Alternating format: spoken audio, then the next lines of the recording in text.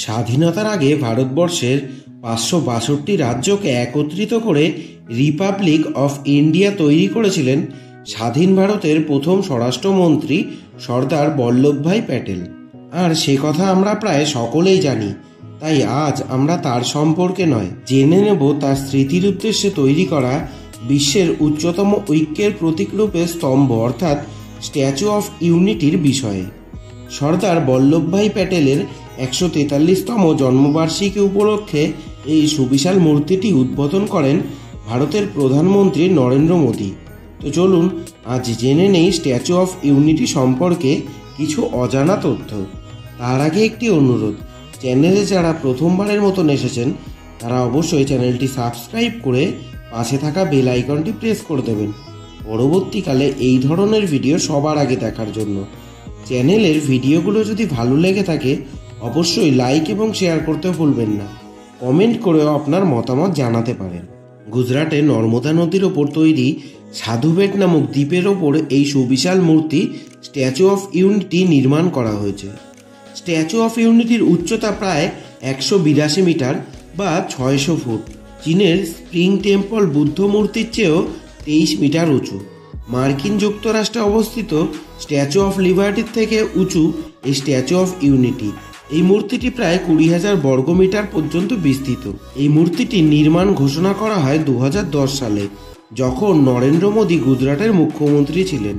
তারপর মূর্তিটির নির্মাণের কাজ শুরু হয় 2013 সালের অক্টোবর মাসে এবং মূর্তিটি নির্মাণের কাজ শেষ হয় 2018 সালে। 2018 সালে সর্দার বল্লভভাই প্যাটেলের 143তম জন্মবার্ষিকী উপলক্ষে প্রধানমন্ত্রী নরেন্দ্র মোদী বিশ্বের সবথেকে উঁচু মূর্তির উদ্বোধন করেন। সর্দারের এই মূর্তির পাশে পর্যটকদের জন্য শ্রেষ্ঠ ভারত ভবন তৈরি করা হয়েছে। সেখানে 50টিরও বেশি ঘর রয়েছে। সেখানে তৈরি করা হয়েছে উন্নত যোগাযোগের ব্যবস্থা এবং উন্নত মানের খাবারের ব্যবস্থাও।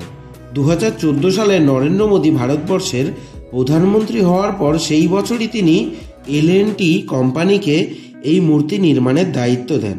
এই মূর্তিটি তৈরি করতে খরচ হয়েছে 2,989 কোটি টাকা, অর্থাৎ 3,000 কোটি টাকার মতো।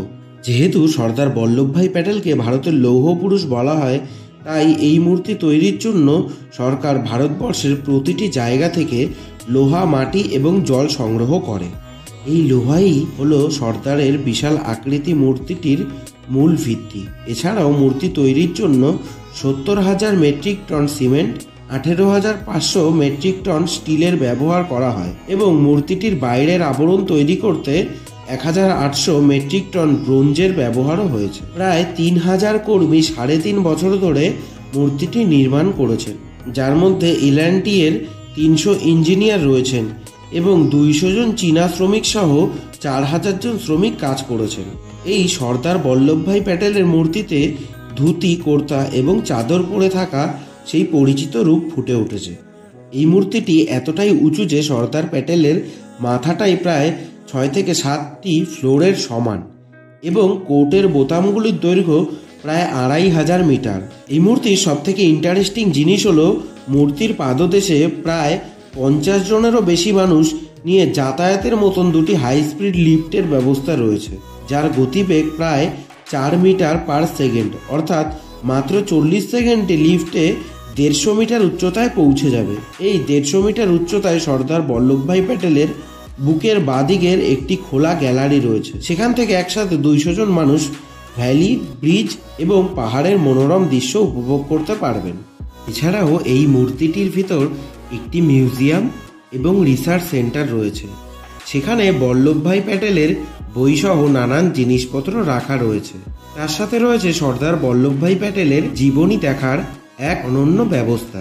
এই মূর্তির বাইরের দিক থেকে লাগানো রয়েছে আধুনিক আলোকসজ্জা এবং মূর্তিটির 5 কিলোমিটার জায়গা জুড়ে রয়েছে CCTV ক্যামেরা নিরাপত্তার জন্যই। রিক্টার স্কেলে প্রায় 6.5 পর্যন্ত ভূমিকম্প রোধ করতে পারে এই মূর্তি এবং বিভিন্ন রকমের দূষণও এড়িয়ে চলতে পারে এই মূর্তিটি। প্রতি বছর নানান দেশ থেকে পর্যটক আসে এই মূর্তির সৌন্দর্য উপভোগ করার জন্য।